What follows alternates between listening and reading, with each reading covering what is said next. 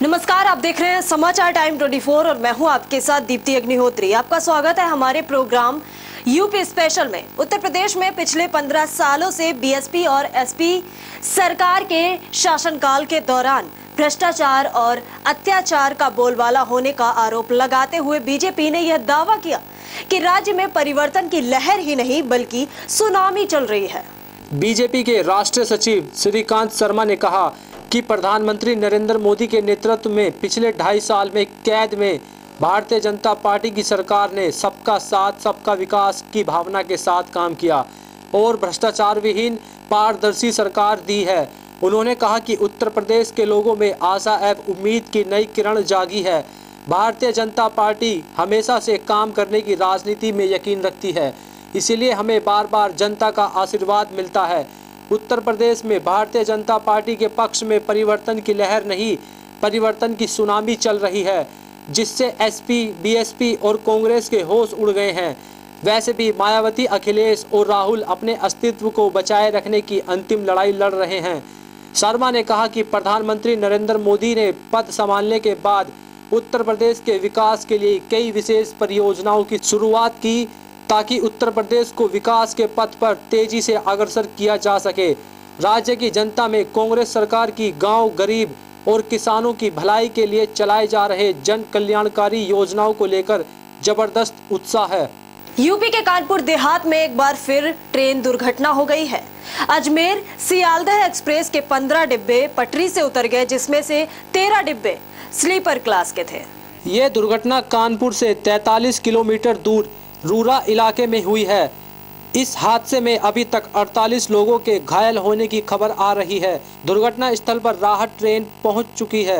Rail मंत्री सुरेश प्रभु ने हादसे की वजह की जांच की बात कही है। दुर्घटना की वजह से दिल्ली हावड़ा रूट ठप हो गया है। वहीं रेल मंत्रालय के पीआरओ अनिल सक्सेना ने बताया कि शुरू के 6 डिब्बे पटरी पर हैं, बाद के 7 से लेकर 20 डिब्बे पटरी से उतर गए हैं। रेलवे की तरफ से राहत और बचाव कार्य शुरू कर दिया गया है। उन्होंने बताया है कि इस हादसे से कुछ ट्रेन प्रभावित हुई हैं। उत्तर प्रदेश के डीजीपी जावेद अहमद ने बताया है कि इस हादसे में 48 लोग घायल हुए हैं। लोगों को अस्पताल में भर्ती करा दिया गया है। फिलहाल स्थानीय प्रशासन की तरफ से राहत बचाव का काम शुरू कर दिया गया है। हादसे के बाद रेल मंत्री सुरेश प्रभु का कहना है कि मैं खुद हादसे पर नजर बनाए हुए हूँ। उत्तर प्रदेश के मुख्यमंत्री अखिलेश यादव ने कानपुर देहात के पास हुई रेल दुर्घटना में घायल हुए लोगों के शीघ्र स्वस्थ होने की कामना की है। उन्होंने गंभीर रूप से घायल होने वालों को 50,000 रुपये और मामूली रूप से घायल होने वालों को 25,000 रुपये की आर्थिक सहायता देने की घोषणा की है। मुख्यमंत्री ने एक बयान जारी कर यह घोषणा की। उन्होंने अधिकारियों को घायल यात्रियों के उपचार की मुकम्मल व्यवस्था कराने के निर्देश देते हुए कहा कि घायल यात्रियों के इलाज में किसी भी तरह की लापरवाही नहीं होनी चाहिए। अखिलेश यादव ने अधिकारियों से रेलवे प्रशासन को हर संभव सहयोग प्रदान करने के निर्देश भी दिए हैं। आपको बता दें कि बुधवार सुबह कानपुर के निकट रूरा स्टेशन के पास अजमेर एक्सप्रेस के डिब्बे पटरी से उतर जाने के कारण 30 यात्री घायल हो गए। दुर्घटना के बाद राहत एवं बचाव कार्य तत्काल शुरू कर दिया गया है। लोग सो भी रहे होंगे और उस समय अचानक ये घटना हुई है। बहुत बड़े पैमाने पर जब सूचना मिली मुझे कि नुकसान हुआ है, उसी समय वहां के संबंधित अधिकारियों को सरकार की तरफ से निर्देश दिए गए कि जाकर के जो प्राइमरी मदद हो सकती है करें।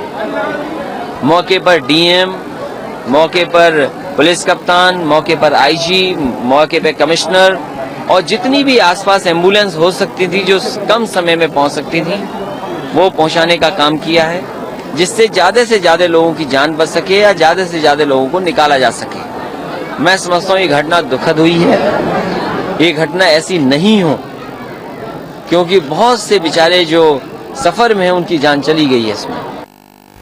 जल्द ही चुनावी महासमर में उतरने जा रहे राज्य उत्तर प्रदेश में योजनाओं की झड़ी लग गई है। राजनीतिक दृष्टि से महत्वपूर्ण एवं राज्य में अगले साल के शुरू में विधानसभा चुनाव होने वाला है।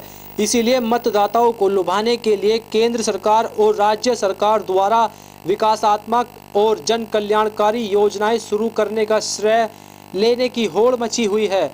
ऐसे में यह आश्चर्य की बात नहीं है कि मुख्यमंत्री अखिलेश यादव नई परियोजनाओं की घोषणाएं कर रहे हैं और निर्माणाधीन परियोजनाओं का उद्घाटन कर रहे हैं। उनका भी उद्घाटन कर दे रहे हैं जो अभी पूरी भी नहीं हुई हैं। उधर केंद्र सरकार ने भी अपने मंत्रियों को इस राज्य के लिए बड़ी परियोजनाओं की घोषणा कर चुनावी हवा बीजेपी के पक्ष में करने को कहा है। साल 2014 के लोकसभा चुनाव में भारतीय जनता पार्टी को यूपी में 80 में से 71 सीट हासिल हुई थी।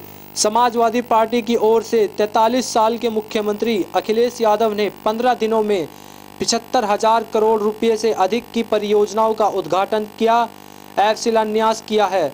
अखिलेश यादव ने हरी झंडी दिखाकर अभी भी निर्माणाधीन लखनऊ मेट्रो रेल लाइन का ट्रायल रन की शुरुआत कर दी।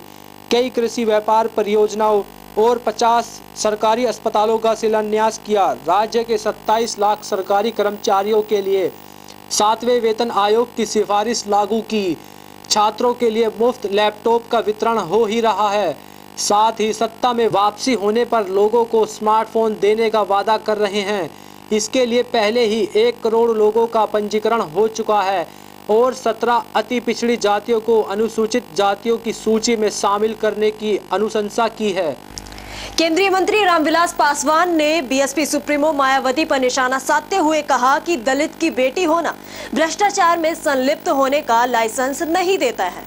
रामविलास पासवान ने संवाददाताओं से कहा, मेरी पार्टी एलजेपी दलितों के लिए काम करती है। हमारे 7 लोकसभा सांसद हैं और एलजेपी के बैंक खाते में कुल रकम 1,03,198 रुपये है। दलितों की बेटी होना आपको भ्रष्टाचार करने का लाइसेंस नहीं देता। उन्होंने कानून को अपना काम कर देने के लिए कहा और अधिकारी उनकी पार्टी के खाते की जांच करें।